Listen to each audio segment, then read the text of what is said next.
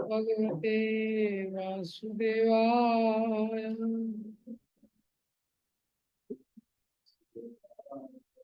ओम नमो भगवते वासुदेवाय।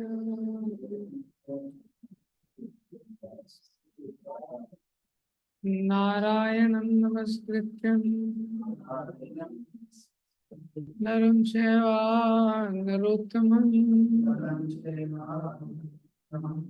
देवीं सरस्वतीं व्यासं ततो जयमुदीरये।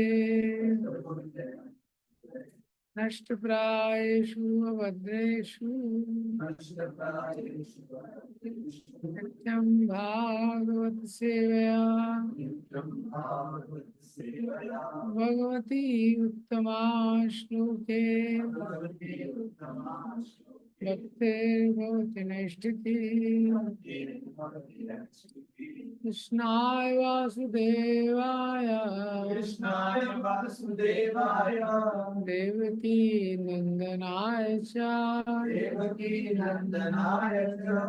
नंदगोपकुमाराय गोविन्दाय नमो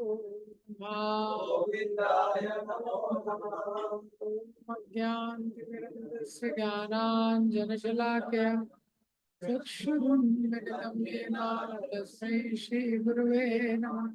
श्रीचैतन्यमनोभीष्टं स्थापितं येन भूतले स्वयं रूपा कदा मह्यं ददाति स्वपदान्तिकम्।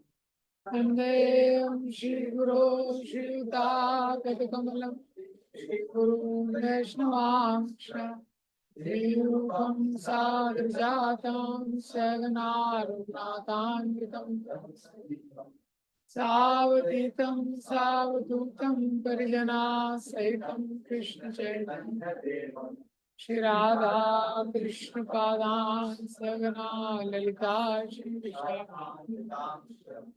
नमो विष्णुपादाय कृष्ण पृष्ठाय भूतले हते भक्ति वेदांत स्वामी नमस्ते सरस्वती देवे गौरवाणी प्रचारिणे विशेषा शून्यवादी पाश्चात्य देशकारिणे नमो महाकथन्याय कृष्ण प्रेम प्रदायते कृष्णाय कृष्ण चैतन्य नामिने गौरक्षसे नमः। हे कृष्ण करुणा सिंधु दीनबंधु जगत्पते गोपेशा गोपिका कांता श्री राधा कांता नमोस्तुते। तप्त कांचन गौरांगी राधे वृंदावनी विश्वामित्रे देवी प्रणमामि हरिप्रिये। वाञ्छाकल्पतरुभ्यश्च कृपा सिन्धुभ्येव च पतितानां पावनेभ्यो वैष्णवेभ्यो नमो नमः। जय श्री कृष्ण चैतन्य प्रभु नित्यानंद श्री अद्वैत गदाधर श्रीवासादि गौरभक्तवृंद। हरे कृष्णा कृष्णा कृष्णा हरे हरे हरे राम राम राम हरे हरे।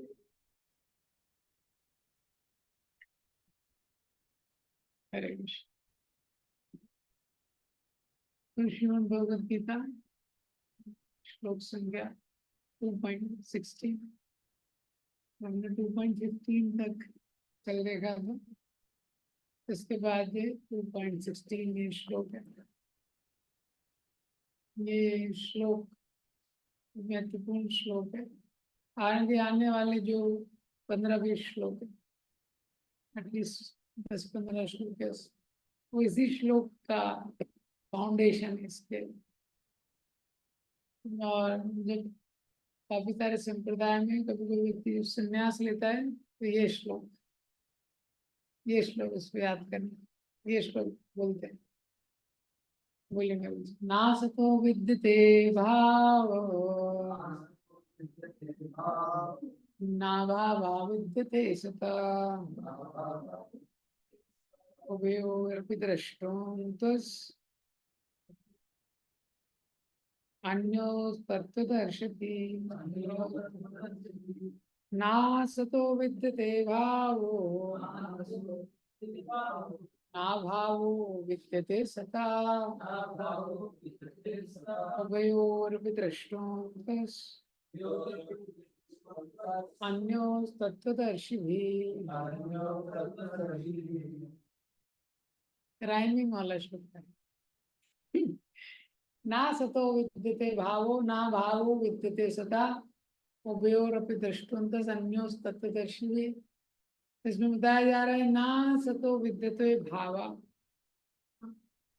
ना सतो जो असत है, विद्यते भावा उसकी सत्ता नहीं, जो असत है उसकी सत्ता नहीं है। एंड ना भावो विद्यते सता, और जो सत है उसमें कभी अभाव नहीं होता। जो असत है उसकी सत्ता नहीं है, मतलब उसमें हमेशा अभाव रहता है, और जो सत है उसमें कभी अभाव नहीं होता। ना सतो विद्यते भावा ना असत विद्यते भावा, जो असत है उसकी सत्ता नहीं रहती, उसका जो भाव है वो स्थिर नहीं रहता है। ना भावो विद्यते असत, और अभाव ना अभावो, उसका अभाव नहीं होता है। कौन? जो सत है। राइमिंग है, समझाता हूँ। उभयो और अभी दृष्टुम, दस उभयो मीन्स दोनों। हाँ, दोनों, जैसे सेनयोर उभयोर मध्य, अर्जुन ने बोला दोनों सेनाओं के मध्य में मेरे रथ को स्थापित कर दीजिए। उसी तरह से उभयो और अभी दृष्टुम, दस जिन लोगों ने दोनों को देखा है, सत और असत दोनों को देखा, तत्वदर्शी भी ऐसे जो तत्व का दर्शन करने वाले लोग हैं, उनका निष्कर्ष। तो उनका क्या निष्कर्ष है कि संसार में जो असत है उसकी सत्ता नहीं है। असत क्या है? ये शरीर। असत किसको बोला गया है? ये शरीर। ये सत्ता नहीं है। सत्ता क्यों नहीं है? क्योंकि जन्म के पहले भी ये नहीं था, मृत्यु के बाद भी ये नहीं रहेगा, और जन्म और मृत्यु के बीच में भी प्रतिक्षण इसमें परिवर्तन हो रहा है, इसलिए इसकी सत्ता नहीं है, इसमें स्थिरता नहीं। और ना भावो विद्यते सता, और जो आत्मा है उसमें कभी अभाव नहीं होता है, क्योंकि जन्म से पहले भी वो थी, मृत्यु के बाद भी वो रहेगी, और बीच में भी वो शाश्वत रहेगी। ये सिद्धांत उभय और अभी। तो ये कौन बताता है? तत्वदर्शी भी, जिन्होंने तत्व का दर्शन किया, मतलब जिनके लिए थ्योरी नहीं है, ऐसे लोग जिन्होंने तत्व का दर्शन किया है, वो ये बताते हैं ये संसार की सत्ता नहीं है। ये जो शरीर है ये संसार का ये एक छोटा सा नमूना है दिखाने के लिए। हाँ, कि जैसे ये शरीर है हमेशा नहीं रहता, जन्म के पहले नहीं था, मृत्यु के बाद नहीं रहेगा, और बीच में भी इसमें प्रतिक्षण परिवर्तन हो रहा है, ऐसे ही ये संसार है। हाँ, संसार भी ऐसे ही, कुछ भी नहीं रहने वाला है हमेशा। तो ये जिन्होंने तत्व का दर्शन किया, जैसे 4.34 में बताते हैं, तद्विद्धि प्रणिपातेन परिप्रश्नेन सेवया उपदेक्ष्यन्ति ते ज्ञानं ज्ञानिनः तत्वदर्शिनः। प्रणिपात होना चाहिए और उनसे प्रश्न करना चाहिए, सेवा करना चाहिए, ऐसे महाजनों की जिन्होंने तत्व का दर्शन किया। उन्होंने तत्व का क्या किया? दर्शन किया। तो यहाँ पे बताए जा रहे हैं कि जिन्होंने तत्व का दर्शन किया, जिन्होंने तत्व का दर्शन किया है, वो महापुरुष बताते हैं कि शरीर की सत्ता नहीं, शरीर की या किसी भी भौतिक चीज की, और या इस भौतिक संसार की सत्ता नहीं, क्योंकि उत्पत्ति के पहले ये नहीं था, प्रलय के बाद नहीं रहेगा, और बीच में जो है वो भी उसमें नित्य परिवर्तन हो रहा है। ये लग रहा है, ये है नहीं, लेकिन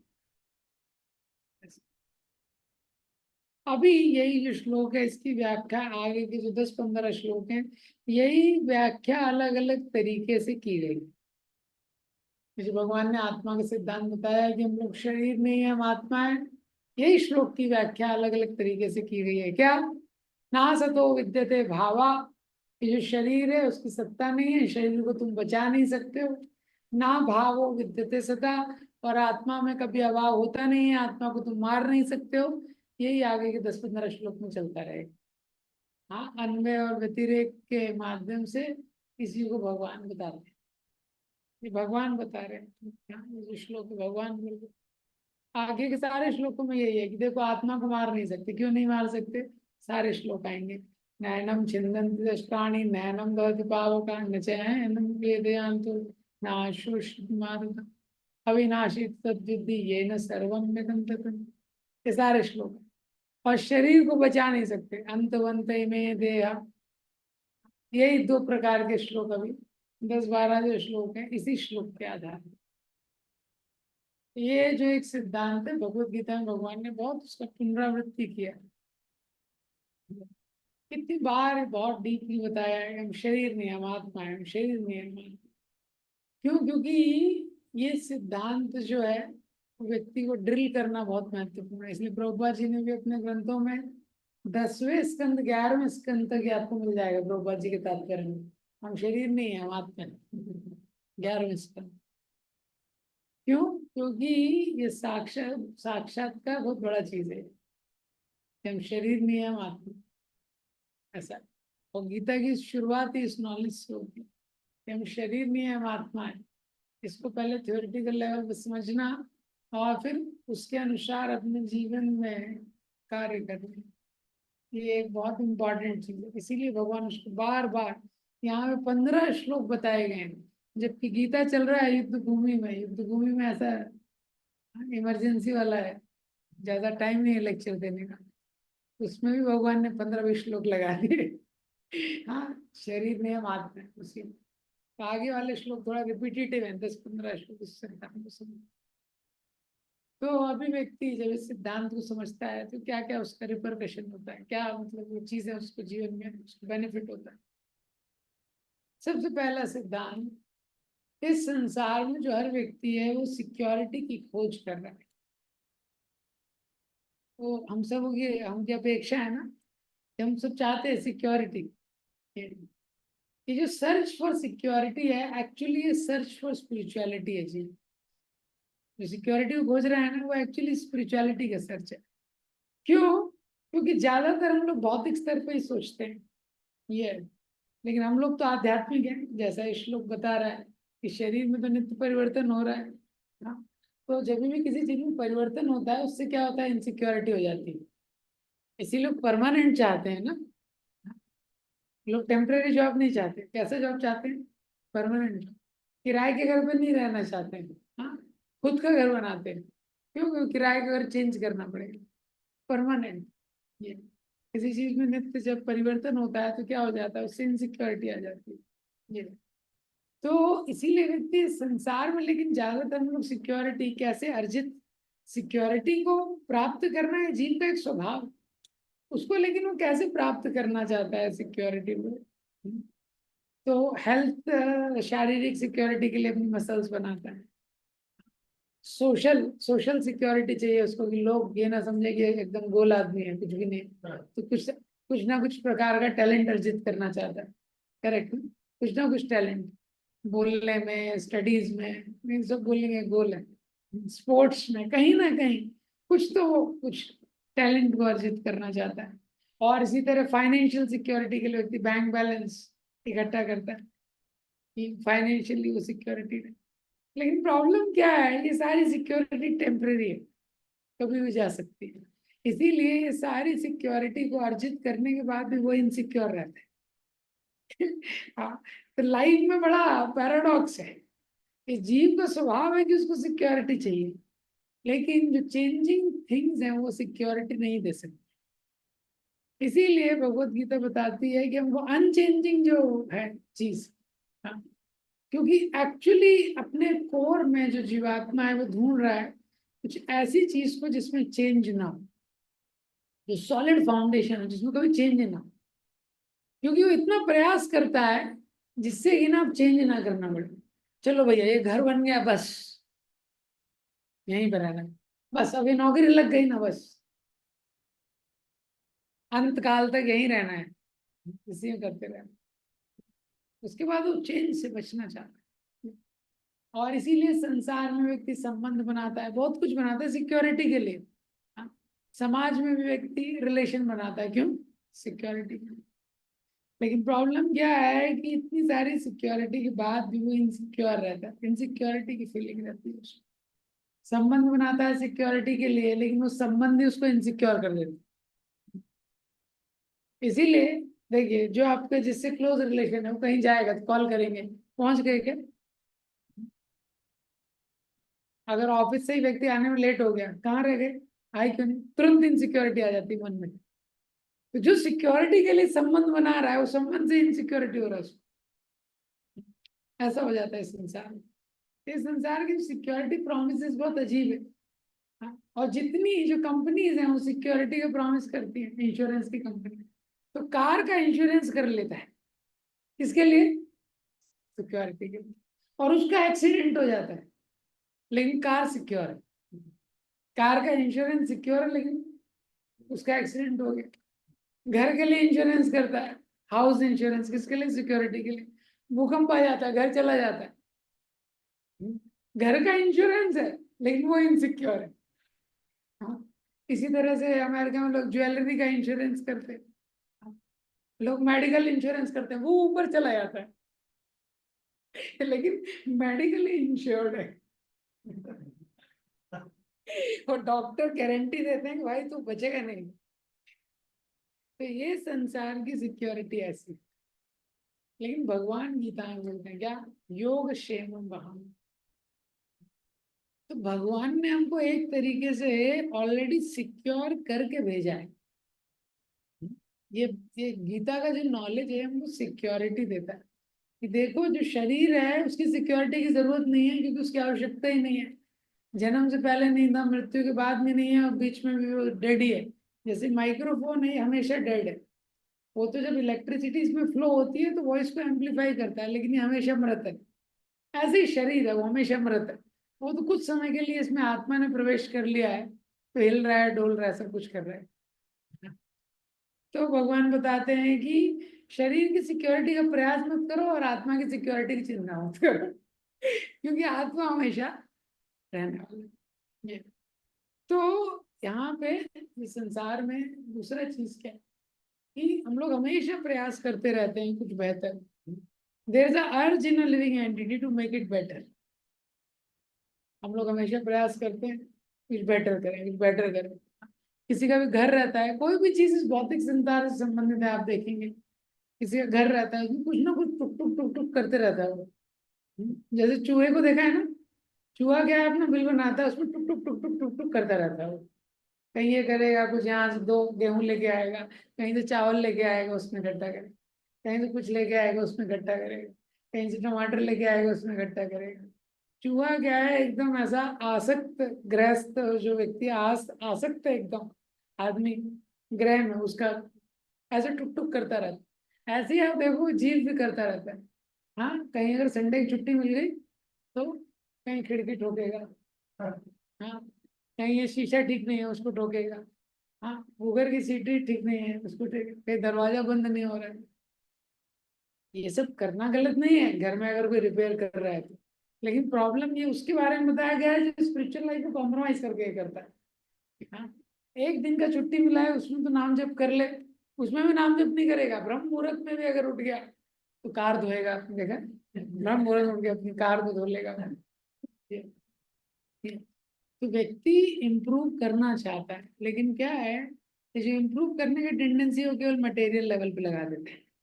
तो मटेरियल लेवल पे इम्प्रूव करने से क्या होता है कि जो जीवन में टेंजिबल इम्प्रूवमेंट नहीं होता है।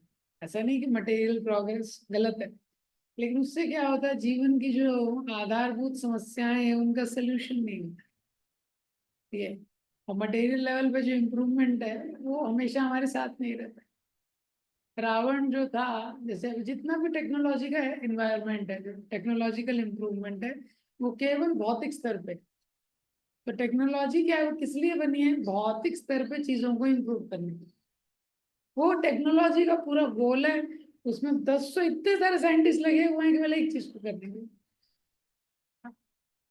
तो पहले 4 व्हीलर बनाओ, हाँ, 4 व्हीलर में फिर सीट अच्छी नहीं है, कंफर्टेबल सीट बनाओ। फिर उसको व्यक्ति को सीट पे सोना है, सीट में रिक्लाइन का अरेंजमेंट लगाओ। फिर गर्मी लग रही है, गाड़ी में एसी बैठाओ। हाँ, फिर गाड़ी चलाते जाते लंबी ड्राइव है, थोड़ा स्टीरियो बैठाओ, मतलब म्यूजिक भी सुन लेगा वो। क्या क्या लगा दिया उन्होंने गाड़ी का। ये क्या है? मटेरियल स्तर। लेकिन गाड़ी का एक्सीडेंट हो गया तब क्या होगा? तब कुछ नहीं, कोई सिक्योरिटी। जो रावण था लंका में, उसने सबसे बेस्ट, लंका को इम्प्रूव करने के लिए रावण ने अपनी जान लगा दी। हाँ, और दुनिया भर से सब जगह की चोरी का सामान इकट्ठा करके, सब जगह से बेस्ट चीज चोरी करता था, नहीं तो डकैती, जो भी करके इकट्ठा करके उसने लंका में लाके रख दी थी। एक एक चीज लंका में एकदम, क्या बोलते हैं उसको इंग्लिश में, प्रिस्टीन, जस्ट, हाँ, antique. Yes, antique is the, antique थी। हाँ, हनुमान जी ने पहली बार देखा, हनुमान जी कंफ्यूज हो गए। रुद्र अवतार है, वो कंफ्यूज हो गए। उनको लगा ये कौन है, इंद्र की नगरी तो नहीं है, अमरावती तो नहीं है ये, कुबेर की नगरी तो नहीं है, क्या है ये? ऐसी थी लंका। लंका में ऐसा सिक्योरिटी सिस्टम था, कोई जाएगा चोरी करने का सोच भी नहीं सकता। इतने मोटे मोटे दरवाजे, ताला इतना बड़ा था जो लंका के बाहर के गेट्स पे लगा था। कोई चोर अगर जाएगा तो दंडवत करेगा, खोलने की कोशिश नहीं करेगा। ऐसा उसको होता है, क्योंकि उसको घुमाने के लिए चाबी इतनी लंबी लगेगी। तो ऐसा सिक्योरिटी सिस्टम, और एक एक एंटीक चीज रावण ने, पुष्पक विमान ला के रखा था, हाँ, कुबेर से छीन लिया था भाई से। लेकिन क्या हो गया, वो लंका का जल गई वो, सब जल जल गए। इसीलिए मटेरियल लेवल पे डिस्ट्रक्शन ही एंड है। ये बहुत इंपॉर्टेंट प्रिंसिपल है, बता रहे, डिस्ट्रक्शन ही एंड। इम्प्रूव करने में दोष नहीं है, इम्प्रूव करना चाहिए, लेकिन स्पिरिचुअल लेवल का ओवरलैपिंग होना चाहिए। स्पिरिचुअल फाउंडेशनल है। अभी वहीं पे श्रीमद् भागवतम में युधिष्ठिर महाराज के राज्य का वर्णन है। युधिष्ठिर महाराज का राज्य भी ऐसा था, खांडव प्रस्थ से इंद्रप्रस्थ बना दिया। उसमें भी टेक्नोलॉजिकल जी सारी चीजें बचती, सब कुछ अच्छा था, लेकिन कृष्ण केंद्र में था। तो कृष्ण केंद्र में है तो सब यूजफुल हो जाता है, नहीं तो सोने की लंका है वो भी जल जाती है। युधिष्ठिर महाराज का राज्य था, उसका वर्णन दिया गया, ना दयो वा दयो सर्वा, ना दयो ना आदि, मतलब युधिष्ठिर महाराज के राज्य में एक भी व्यक्ति नहीं था जिसको मेंटल इशू था। आदि मतलब मेंटल इशू, मतलब माइंड से भी कोई डिस्टर्ब नहीं था, एक भी व्यक्ति ऐसा नहीं था मेंटल केस। कलयुग में एक भी व्यक्ति ऐसा बचा नहीं होगा जो मेंटल केस ना हो। माइंड में भी किसी की टेंशन नहीं था, मतलब ऐसा युधिष्ठिर महाराज के राज्य में माइंड में किसी को टेंशन भी नहीं था। भविष्य में क्या होगा किसी को टेंशन नहीं, भविष्य में क्या होगा किसी को टेंशन नहीं, नौकरी लगेगी कि नहीं किसी को टेंशन। ऐसा किंगडम ना देयो, तो मेंटली जीरो एंजाइटी, ना देयो व्याधि सर्वा, और किसी को कोई व्याधि भी नहीं थी, शरीर में कोई बीमारी नहीं, कोई हॉस्पिटल की आवश्यकता नहीं।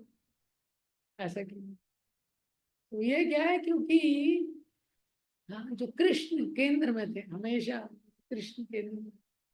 तो इम्प्रूवमेंट करने का जो अर्ज है वो गलत नहीं है, लेकिन उसको स्पिरिचुअल चीज में लगाना चाहिए। स्पिरिचुअल, क्योंकि मटेरियल चीज की सत्ता नहीं है, तो मटेरियल ही हम लोग बहुत चीज इम्प्रूव कर भी देते हैं, लेकिन मॉडर्न सिविलाइजेशन में देख रहे हैं हम लोग, तो उससे बहुत बड़ा चैलेंज है। दूसरा भगवान चीज यहाँ पे बता रहे हैं, ना सतो विद्यते भावा ना भावो विद्यते असत। हाँ, ये संसार में जो असत है इसकी सत्ता नहीं है, तो ये हमेशा नहीं रहेगी। तो संसार में ये जो स्वभाव है, ये जो चेंजिंग नेचर है संसार का, और ऐसे ही ये शरीर का नेचर क्या है कि हमेशा चेंज होते रहते हैं। तो इसीलिए जिसकी सत्ता नहीं है उसमें जो डिस्टरबेंस होता है, उसको किसी भी तरह से वो डिस्टरबेंस के साथ अपना जो मेन चीज है आप करते रहो। तो शरीर में क्या है, कुछ ना कुछ डिस्टरबेंस होगा, क्योंकि ये असत है। शरीर से जो संबंध है इसमें भी कुछ ना कुछ डिस्टरबेंस होगा, ये डिस्टर्बिंग प्लेटफॉर्म पे ही बना हुआ है। जैसे प्रभुपाद जी बोलते थे, don't complain of the problems here because you put yourself in a problematic place. भौतिक संसार में प्रॉब्लम के लिए कंप्लेन मत कीजिए, क्योंकि आपने अपने आप को ऐसी सिचुएशन में डाल दिया। लेकिन जब भी शरीर और आत्मा का चर्चा आता है तो लोगों को लगता है शरीर आत्मा तो दिख नहीं रहा है, दिख तो शरीर ही रहा है। हाँ, आत्मा दिख नहीं रहा है, लेकिन जो भी बुद्धिमान व्यक्ति है वो जानता है कि आत्मा है। आत्मा के कारण ही शरीर जो है संचालित। जैसे जब ये आकाश में जब बादल आ जाते हैं ना, तारे नहीं दिखते हैं। ऐसे आकाश में बादल दिन में आ जाते हैं तो सूर्य भी नहीं दिखता है कभी कभी। ये लेकिन जो बुद्धिमान व्यक्ति है फिर भी बादलों के पीछे से भी सूर्य का प्रकाश प्रकाशित करता है।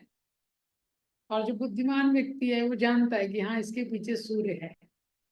हाँ, या रात में भी उसको पता है कि इसके शाम को इसके पीछे तारे। इसी तरह जो बुद्धिमान व्यक्ति है वो जानता है क्या, कि ये शरीर के पीछे एक आत्मा है। हाँ, शरीर के पीछे आत्मा, और वो जो आत्मा है वही हमारा रियल अस्तित्व है। तो जो शरीर है, शरीर के स्तर पे हम जो भी ट्राई करेंगे, क्योंकि ये शरीर टेम्परेरी है तो वो भी टेम्परेरी रहेगा। तो एट बेस्ट ये शरीर अगर हमको अपना बेस्ट भी देगा तो क्या दे सकता है? At best temporary pleasure. At best हमको क्या दे सकता है? Temporary pleasure. लेकिन सफरिंग क्या है? अनलिमिटेड है। प्लेजर क्या है? बहुत लिमिटेड है। सफरिंग अनलिमिटेड है। और जो प्लेजर जो देता है शरीर वो क्या है? बहुत टेम्परेरी है। लेकिन इसके कारण जो सफरिंग लिविंग एंटिटी को होती है वो रिपीटेड है। बार बार उसको जन्म लेना पड़ता है, मृत्यु होती है। ये तो ये यहाँ पे भगवान ये सिद्धांत बता रहे हैं कि भौतिक स्तर पे अपना बेस्ट भी ट्राई कर लोगे ना तो बहुत कुछ मिलेगा नहीं। कल्पना कीजिए किसी व्यक्ति को बिल गेट्स बना दिया, अच्छा है कि बुरा है? अच्छा ही बुरा है? आपको बिल गेट्स बना दिया, हाँ। हाँ, विनोद बोल रहे हैं अच्छा है। लेकिन 1/10 ऑफ अ सेकेंड के लिए, 1/10 ऑफ अ सेकेंड के लिए आपको बिल गेट्स बना, अच्छा ही बुरा है? कोई मतलब ही नहीं है, आंसर ही नहीं देगा इसका। तो क्या है, ये भौतिक स्तर पे जो आदमी पूरा जीवन लगा देता है उसका ये अंडरस्टैंडिंग। हाँ, किसी व्यक्ति को मिस्टर यूनिवर्स बना दिया, किसी व्यक्ति को ओलंपिक से गोल्ड पहना दिया, किसी को प्रेसिडेंट ऑफ अमेरिका बना दिया 1/10 ऑफ अ सेकेंड के लिए। तो क्या है? मतलब ही नहीं है। अभी हम लोग सोच सकते हैं 1/10 ऑफ अ सेकेंड कोई मतलब है? ऐसे ही हमारा ये जो जीवन है भौतिक स्तर पे स्पिरिचुअल रेल्म के कंपैरिजन में यही है, just a flash of a light. Prabhupada ji बोलते हैं स्पॉट लाइट, यही बोलते हैं ना प्रभुपाद जी, स्पॉट लाइट। जैसे जब सोप होती है उससे बबल्स निकलते हैं, कितनी देर रहता है? लगता है अच्छा, लेकिन कितनी देर रहता है? तो ऐसे है, भौतिक स्तर पे अगर व्यक्ति अपना जान लगा देता है तो क्या है ये? ऐसे ही। तो ये एक चैलेंज है। इसलिए बताया कि भौतिक स्तर पे अपना पूरा एनर्जी नहीं लगाना चाहिए। हाँ, व्यक्ति भगवान ने हमको जो भी क्षमता दी है, जो भी शक्ति दी है, पूरा एनर्जी, ये गलती है जो ज्यादातर लोग कर देते हैं। बौद्धिक स्तर पे क्या है, पूरा एनर्जी लगा देते हैं। और अगर कुछ वो एनर्जी लगा के उनको कुछ प्राप्त हो भी गया, लेकिन उसकी स्थिरता क्या है? धीरू भाई अंबानी ने इतना बड़ा किंगडम क्रिएट कर दिया, जैसे ही गया दोनों भाई लड़ने लगे, दोनों बेटे, उसकी आत्मा ऊपर से देख रहे होगी। हाँ, ये तो ये सिद्धांत यहाँ में बताया गया है कि उसकी सत्ता नहीं है। दूसरा चीज क्या है, लेकिन कोई बोलेगा भौतिक स्तर पर मेहनत नहीं करेंगे, अगर प्रयास नहीं करेंगे तो भौतिक स्तर पर हम लोग कैसे सुखी रहेंगे? भौतिक स्तर पर तो इतनी सारी प्रॉब्लम्स है। हाँ? अगर हेल्थ का ध्यान नहीं रखेंगे तो हेल्थ कैसे ठीक रहेगा? फाइनेंसिस का ध्यान नहीं रखेंगे तो लाइफ कैसे चलेगा? मटेरियली अगर सक्सेसफुल नहीं होंगे तो ये संसार में कैसे एंजॉय करेंगे? तो ये समझना चाहिए कि ठीक मटेरियल स्तर पे भी कुछ प्रॉब्लम है, शरीर का देखभाल करना महत्वपूर्ण है, भौतिक स्तर पे भी कुछ प्रयास करना महत्वपूर्ण है, लेकिन प्रपोर्शन समझना चाहिए। प्रपोर्शन कितना है, प्रपोर्शन कितना हमको डालना चाहिए, वो इम्पोर्टेंट है। मटेरियल रेल में ये टेम्पररी है, इसी तरह यहाँ पे जो भी प्रॉब्लम्स है वो भी टेम्पररी है। इसीलिए जो भी प्रॉब्लम हम भौतिक स्तर पे जिसको फेस करते हैं, वो देखते हैं हम, वो प्रॉब्लम थोड़े समय बाद चेंज हो जाती है, लेकिन दूसरी प्रॉब्लम आ जाती है, क्योंकि मटेरियल रियल्म प्रॉब्लमेटिक। जैसे छोटा बच्चा होता है, पहले उसको डर लगता है, स्कूल जाता है, उसको जिस दिन रिजल्ट आता है उसको लगता है पास होऊंगा कि फेल होऊंगा। और टीचर होमवर्क कर देती है, नहीं करता है तो उसको डर लगता है, अगले दिन जाऊंगा टीचर पूछेगी अरे होमवर्क किया कि नहीं, उसके लिए ये प्रॉब्लम है। अरे होमवर्क किया कि नहीं, खड़ा कर देगी, कोई प्रॉब्लम। वही बच्चा थोड़ा बड़ा होता है, ये सब प्रॉब्लम नहीं रहती उसको। 10th बोर्ड, अब उसके लिए कुछ और सीरियस प्रॉब्लम। फिर 11th 12th में आता है, कुछ और प्रॉब्लम आती है उसको। फिर कॉलेज में आता है, उसको अलग प्रॉब्लम होती है। जॉब में डिफरेंट। तो प्रॉब्लम नित्य रूप से बनी रहती है, लेकिन उसका स्वरूप क्या है, चेंज होते रहता है। लेकिन उसका स्वरूप क्या है, चेंज होते रहता है। तो क्या होता है, जो व्यक्ति स्पिरिचुअल लाइफ में एनर्जी नहीं डालता है, उसका मैक्सिमम लाइफ चला जाता है counter action. The life goes in counter acting problems. हाँ। और जो नित्य रूप से बनी रहती है, बस उनका फॉर्म चेंज होता है। हाँ, और वो हमेशा लगता है, उसको लगता है बाद में करूंगा स्पिरिचुअल लाइफ, अभी थोड़ा ये सॉल्व कर लूँ, अभी ये सॉल्व कर लूँ। तो प्रॉब्लम्स के लिए प्रैक्टिकल सॉल्यूशंस करना है, लेकिन स्पिरिचुअल लाइफ में कभी कॉम्प्रोमाइज नहीं करना है, क्योंकि वही हमेशा हमारे साथ रहने वाली है। हाँ, बाकी चीज हमेशा नहीं रहने वाली है। जबकि ज्यादातर व्यक्ति को लगता है ये प्रॉब्लम मेरे जीवन में जो अभी आई है, ये बस सॉल्व हो गई। माइंड ऐसा डिकोड करता है। माइंड बोलता है जिसकी जॉब नहीं लगी उसको लगता है नौकरी दिला दे भगवान। सॉन्ग आया था ना पहले, ये दिला दे वो दिला दे। हाँ, तो उसको लगता है बस नौकरी मिल जाए भगवान, बस सब हो जाएगा, मेरे जीवन का सब हो जाएगा, बाकी सब आपको कभी छोड़ूंगा नहीं मैं। हाँ, और जिस दिन मिलती है उस दिन छोड़ देता, मतलब टाइम कहाँ है भगवान। हाँ, ऐसी काली माता का एक भक्त था। हाँ, काली माता याद आ गया मुझे ये स्टोरी। हाँ, तो काली माता का भक्त था, तो उसने बोला भैया कुछ कृपा करो, मैं आपका अनन्य भक्त हूँ, कुछ कृपा करो। अगर आप कृपा करेंगी, हाँ, और मेरे जीवन में अगर, हाँ, ये काम हो गया, ये जो मेरा कोर्ट केस अटका हुआ है ये सॉल्व हो गया, तो निश्चित रूप से मैं आपको एक बकरी की बलि चढ़ाऊंगा। बकरे के भला आपको ऑफर करूंगा बकरे की बलि। और उसका काम हो गया, माता ने कृपा कर दी। अब लेकिन उसने बलि चढ़ाई नहीं। हालांकि काली माता नॉनवेज नहीं है। हाँ, नॉनवेज नहीं लेती है, लेकिन फिर भी जो भक्त था उसका था, अब बलि उसने चढ़ाई नहीं। काली माता उस सपने में आई।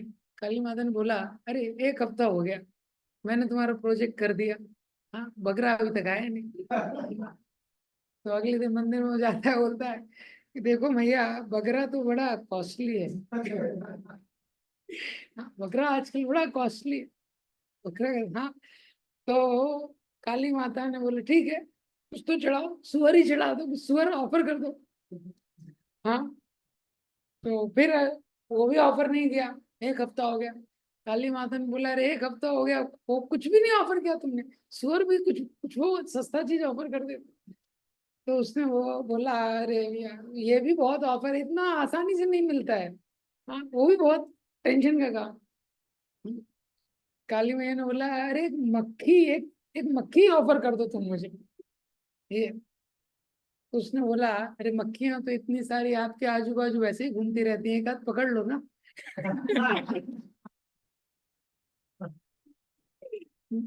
तो क्या बता रहा था मैं, प्रिंसिपल भूल गया मैं स्टोरी।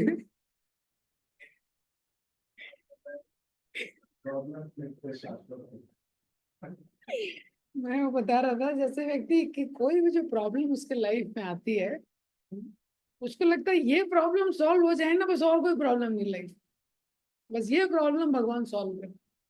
तो नौकरी के समय उसको वही लगता है। फिर उसको शादी आने वाली, शादी का टाइम आता है, उसको लगता है शादी एक हो जाए बस, एक ऐसा परफेक्ट लाइफ पार्टनर जैसे विष्णु जी और लक्ष्मी जी हैं, बस वैसा मिल जाए तो कोई दिक्कत नहीं होगी। हाँ, और जिस दिन शादी फिक्स होती है उस दिन से झगड़ा करना शुरू करते हैं। हाँ, शादी के पहले से झगड़ा करना शुरू करते हैं कई लोग। ये तो लाइफ में कोई भी प्रॉब्लम आती है, माइंड बोलता है बस पूरी एनर्जी इसमें डाल दो, लेकिन ये शास्त्र हमको ये बता रहा है प्रॉब्लम्स को सॉल्व करने में पूरा एनर्जी नहीं डालना है, क्योंकि प्रॉब्लम्स का नेचर चेंज होते रहेगा पर वो हमेशा रहेंगे। हमेशा अपनी एनर्जी को बचा के रखना है कृष्ण कॉन्शियसनेस के लिए, क्योंकि जो spiritual realm is much more greater, much more stable and much more fulfilling. Problem जो सॉल्व होगी उसमें उतनी संतुष्टि नहीं मिलेगी, लेकिन प्रॉब्लम के साथ अगर जब आप भक्ति करेंगे उसमें जितनी आपको संतुष्टि मिलेगी। हाँ, तो ये इम्पोर्टेंट सिद्धांत यहाँ पे भगवान बता रहे हैं, ये है कि सब चीज यहाँ पे अशाश्वत है, इसीलिए जो शाश्वत चीज है उसको हमको पकड़ के रखना है।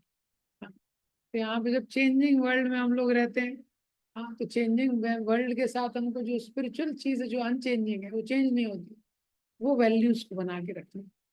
तो मटेरियल वर्ल्ड में, भौतिक संसार में जहाँ पे हम लोग रहते हैं, वहां पे सिद्धांत क्या है, pleasures and troubles, pleasures and problems both. ये क्या है कि मटेरियल चेंजेस है, पासिंग फेजेस है लाइफ का।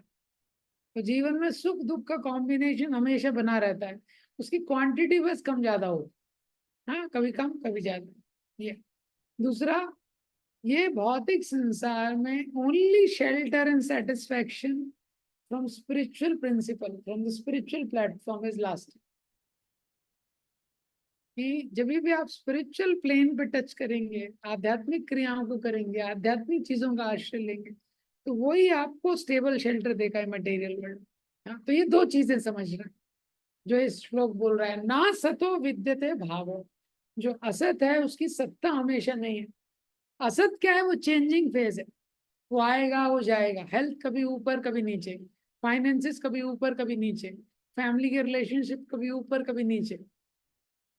तो इनके साथ डील करना है, लेकिन कैसे डील करना है, जैसे बैडमिंटन का गेम रहता है ना, कॉक यहाँ आती तो यहाँ से हिट करता है वो, फिर वहां आती वहां से हिट करता है, फिर वहां आती वहां से हिट करता है। आज चाचा जी डिस्टर्ब हो गए तो ठीक है वो सेट करो, हाँ, कल फूफा जी डिस्टर्ब हो गए उसको सेट करो, फिर वाइफ का थोड़ा लूज हो गया सिस्टम उसको सेट करो, बच्चे गड़बड़ कर रहे हैं उसको सेट करो, ऐसे चलता है। हाँ, बैडमिंटन के गेम की तरह ये, हाँ, लेकिन वो गेम की तरह है लाइफ। उसके साथ साथ जो मेन चीज है उस पर फोकस व्यक्ति को क्या है, छोड़ना नहीं। गजेंद्र को 1000 साल लग गए ये रियलाइजेशन आने में। गजेंद्र थे, 1000 साल तक युद्ध कर रहे थे, 1000 साल तक युद्ध किया, इतना एनर्जी उन्होंने डाला अपने बच्चों के लिए, फैमिली के लिए, सबके लिए, लेकिन 1000 साल के बाद उनका क्या साक्षात्कार था। 1000 साल के बाद उनको रियलाइज हुआ कि मेरे लाइफ का रियल प्रॉब्लम है, इसमें तो इनमें से कोई भी मुझे बचा ही नहीं पा रहा है। मेरे जो लाइफ का रियल इशू, कोई भी मुझे बचा नहीं सकता। ये परंपरायणम, तो उन्होंने देखा देवी देवता भी मुझे बचा नहीं सकते, तो उन्होंने भगवान का आश्रय लिया।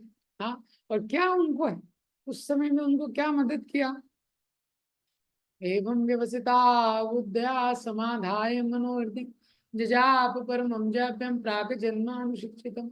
पिछले जन्म में जो प्रार्थनाएं की थी, जो भगवान का नाम जप किया था, हाँ, और इतना जप किया था, इतना जप किया था। हाँ, नवयोगेंद्र महाराज का कोट सुना है आपने। हाँ, नवयोगेंद्र महाराज पहले पुणे में आते थे, तो पुणे में जनरली रोज राधे श्याम प्रभु जपा टॉक देते हैं। अब तो प्रभु जी ट्रैवल करने लगे, पहले वहीं रहते थे काफी टाइम। तो जब वहां रहते, जब भी रहते थे, जहां भी रहते हैं, प्रभु जी जपा टॉक देते थे। तो महाराज आए थे उस दिन, रायशंकर महाराज, आप कुछ बोलिए। तो महाराज बोलते हैं जप कर, क्या है, जप, हाँ, हाँ, इतना जप कर, इतना जप कर कि हद कर दे, और यमराज भी खाता तेरा रद्द कर दे।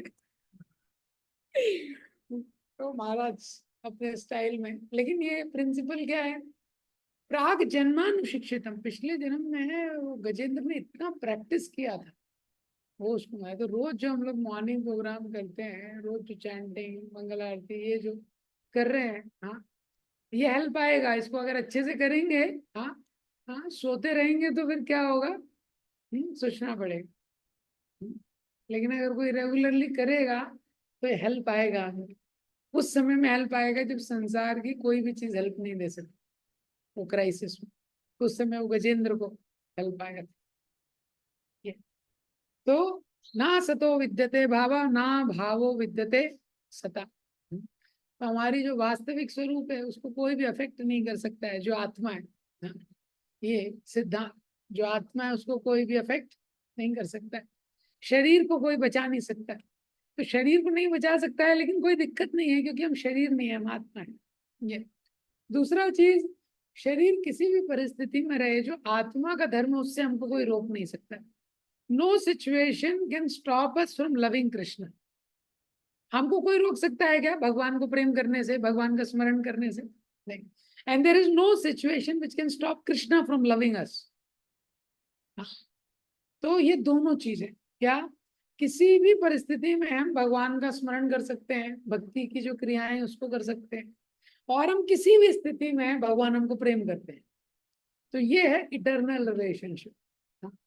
ये संसार जो है, जो संसार में क्या है कि किसी कोई भी व्यक्ति अपने शरीर को बचा नहीं सकता है, शरीर से जितने संबंधित रिलेशनशिप है उनको बचा नहीं सकता है। हाँ, और ये संसार में शुद्ध प्रेम नहीं है। और इसके विपरीत किसी भी परिस्थिति में आत्मा को कोई मार नहीं सकता है, भगवान की भक्ति करने से हमको कोई रोक नहीं सकता है, और भगवान को हमसे प्रेम करने से कोई रोक नहीं सकता। ये तो प्रहलाद महाराज को ये सिद्धांत पता था, इसलिए हिरण्यकशिपु ने इतना ट्राई किया। प्रहलाद महाराज ने बोला I am not this body. Soul का सेशन उनके ज्यादा हृदयंगम उन्होंने किया था। ये तो हमेशा उन्होंने सत्य में इन्वेस्ट किया। तो ये श्लोक हमको बताता है कि सत्य में इन्वेस्ट करना चाहिए। सत्य मतलब जिसकी हमेशा सत्ता रहेगी, उसमें इन्वेस्ट करना चाहिए हमारे जीवन में। हम जो भी हमारी एनर्जी है उसको हमको इन्वेस्ट करते रहना चाहिए सत्य में। हाँ, सत्य मतलब जो स्पिरिचुअल एक्टिविटीज, हाँ, कॉन्स्टेंटली हमको उसमें इन्वेस्ट करना चाहिए सत्य। प्रहलाद महाराज इसलिए बोलते हैं ओम आराचरित प्रज्ञो धर्मान भागवतान्या दुर्लभम मानुषम जन्म आद्रुवम तदपि अर्थदम। कि कब से करना चाहिए इन्वेस्टमेंट सत्य में, स्पिरिचुअल लाइफ कब से करना चाहिए? 5 वर्ष के आयु से। हाँ, क्योंकि यही हमारे साथ हमेशा जाएगा, यही हमारे साथ जाएगा। जो भी नाम जप किया है, हाँ, राधानाथ महाराज जी प्रवचन में बोलते हैं, कभी कभी माताएं मंदिर में गार्लैंड बनाती है ना, एक एक फूल जो डाला है भगवान की माला बनाने के लिए वो काउंट होगा। एक एक माला बनाते हैं ना, माला, तो एक एक फूल जो माला गुथने में डाला है वो काउंट होगा। एक एक जो दंडवत भगवान के सामने जो किया है वो काउंट होगा। एक एक मंगल आरती काउंट होगा। हाँ, यही काउंट होगा जो इटर्नल, जब वहां पे यमराज जी के वहां पे ऊपर एक्सिस बैंक नहीं है, HDFC बैंक नहीं है, बैंक ऑफ बड़ौदा नहीं है। हाँ वहां पे क्या है, केवल एक स्पिरिचुअल बैंक, उसमें कॉन्स्टेंटली इन्वेस्टमेंट हमको करना चाहिए। दूसरा प्रॉब्लम क्या है, अगर कोई व्यक्ति केवल शरीर के स्तर पे इन्वेस्टमेंट करता है जो कि असत है, जिसकी सत्ता नहीं है, तो क्या होता है, दो प्रॉब्लम होती है। तो फेलियर में होगा तो डिप्रेशन में चला जाएगा, तो डिप्रेशन में चला जाएगा तो डिप्रेशन वाला व्यक्ति आधा वैसे ही मरा रहता है। हाँ, और जो उसके साथ रहते हैं उनकी भी डेथ हो जाती है जल्दी। हाँ, साइकेट्रिस्ट के पास जाएगा। और अगर उसको फेलियर हो गया तो बहुत ज्यादा घमंड आ जाएगा। फेलियर भी क्यों होता है, शरीर से आइडेंटिफाई करने में। तो जब शरीर से अपने आप को आइडेंटिफाई कर रहा है तो उसको लगता है मैं बहुत सुंदर दिखता हूँ, मैं बहुत स्मार्ट हूँ। शरीर से है ना, मैं तो बहुत इंटेलिजेंट हूँ और बहुत शक्तिशाली हूँ। ये क्या उपाधि किससे कनेक्टेड है? शरीर से। जन्म ऐश्वर्य श्रुति शिवी ये माना आदापमान, कुंती महारानी बोलती हैं। इसीलिए शरीर से कनेक्टेड जो भी चीजें हैं, जब व्यक्ति सोचता है कि मैं शरीर हूँ, हाँ मैं तो ब्राह्मण कुल में जन्म लिया हूँ, हाँ मेरा ये गोत्र है, शांडिल्य गोत्र है, गौतम गोत्र है, हाँ जन्म ऐश्वर्य, हाँ मेरे पास इतना धन है, इतनी संपत्ति है, श्रुति मेरे पास इतनी लर्निंग है, श्री मैं बहुत सुंदर हूँ। भगवान का नाम नहीं ले सकता भगवान। He cannot feelingly chant the holy name of the Lord. हृदय से भगवान का नाम नहीं ले सकता है। तो जो भी क्या है, जब शरीर से व्यक्ति जितना आइडेंटिफाई करता है तो जो अच्छी चीजें हैं वो भी उल्टी हो जाती है। Positive things become negative when we too much identify with the body. Positive thing क्या हो जाती है, नेगेटिव हो जाती है। क्या है, बेसिकली माइनस लग जाता है। जैसे 100 है, आपने क्या आगे माइनस लगा दिया तो क्या हो गया? 1000 है, अगर माइनस लगा दिया तो क्या हो गया? 1 लाख है, माइनस लगा दिया तो क्या हो गया?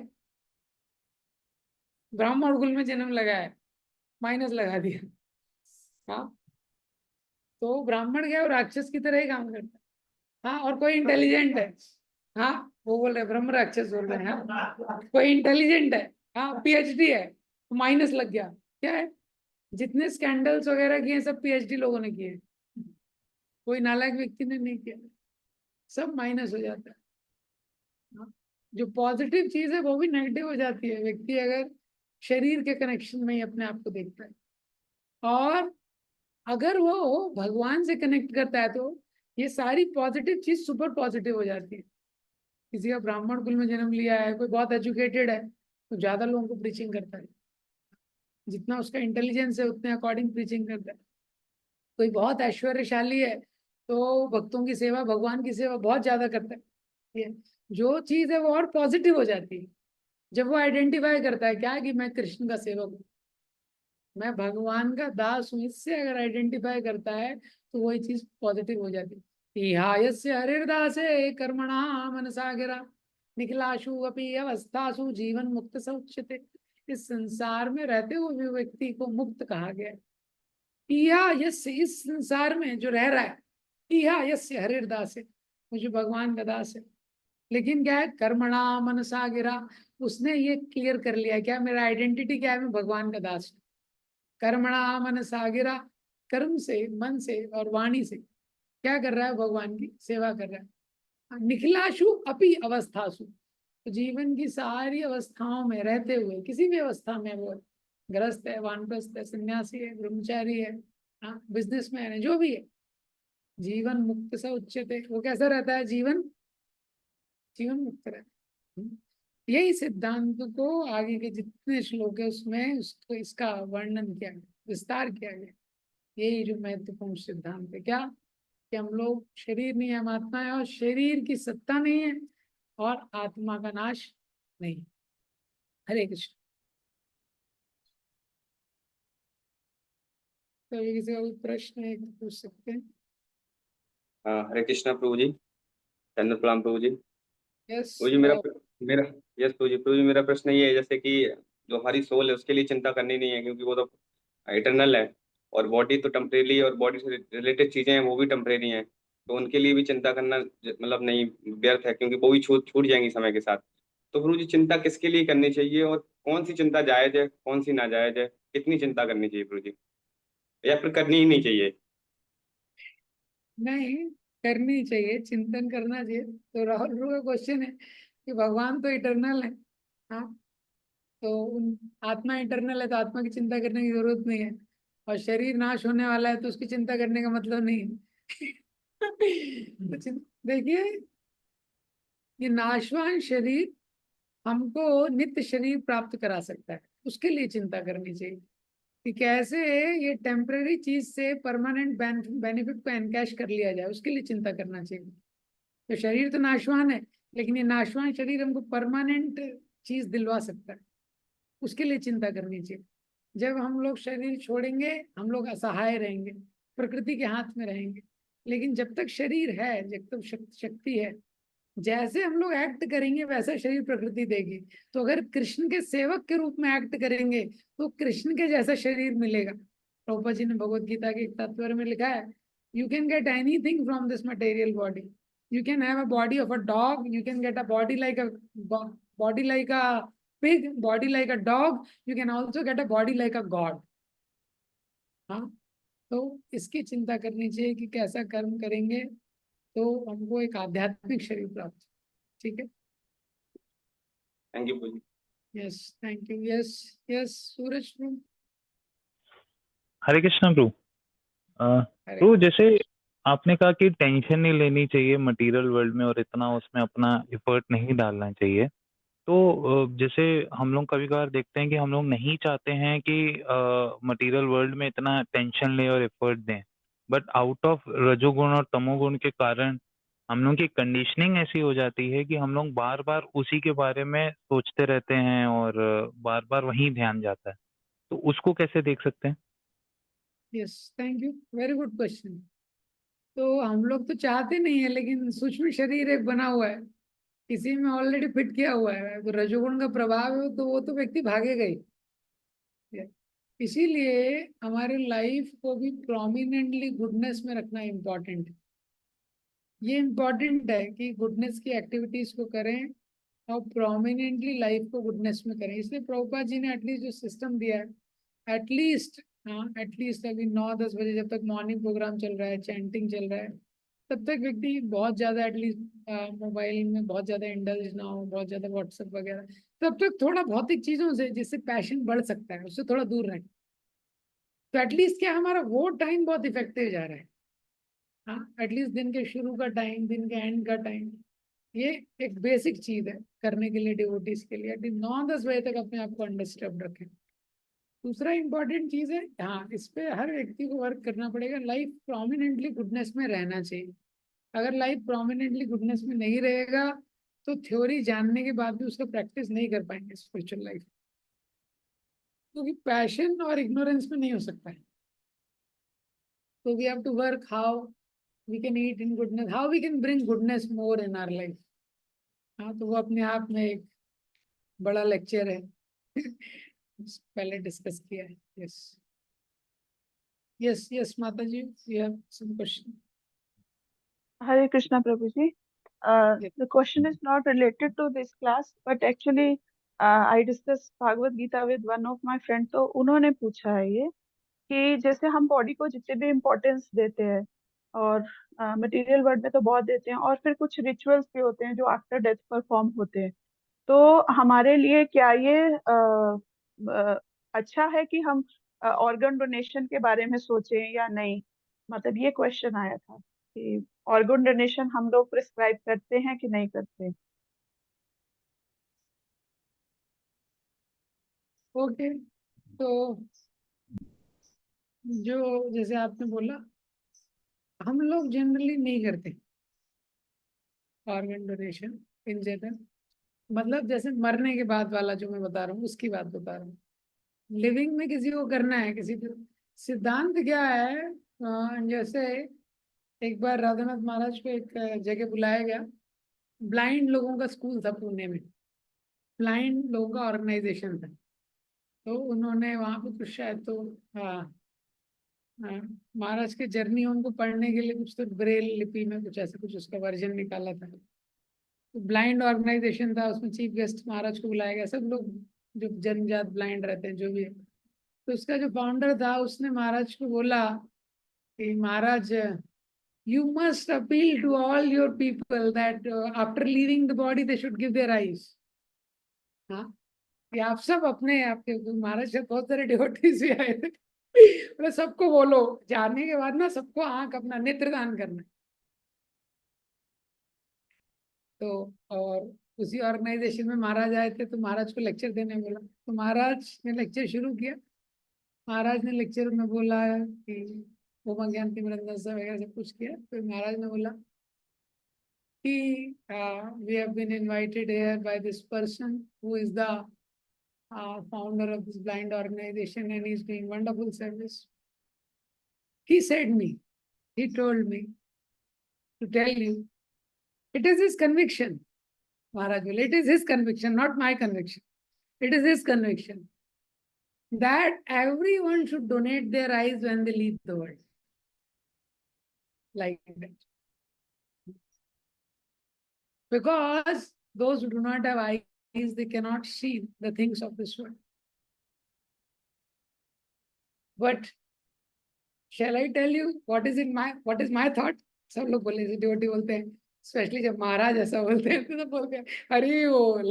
मतलब my conviction is that even though you don't have a material eyes, you have spiritual eyes. Like that. Even though you cannot see the world, things of this world, but still you can see the spiritual reality. Like that. और वहां से महाराज ने ओम अज्ञान तिमिरंधस्य को explain करना शुरू किया। Like that. ऐसे महाराज ने एंड कर दिया। तो क्या है, डिवोटीज भी when they are alive, devotees do give all the donations whatever. But इसको जैसे श्याम सुंदर प्रभु के लिए महाराज ने बोला था, तो बॉम्बे में एक डिवोटी तो उन्होंने लीवर डोनेट किया था। जीवित थे, अभी भी जीवित हैं ऐसा।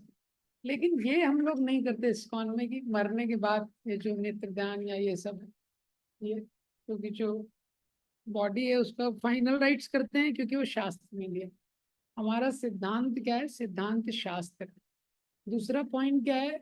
लोग हेल्प करना चाहते हैं और लोग हेल्प करने के लिए they are looking for many many ways how to help people like that, and they are convinced that this is the best way to help people, but their conviction is arising from their intelligence.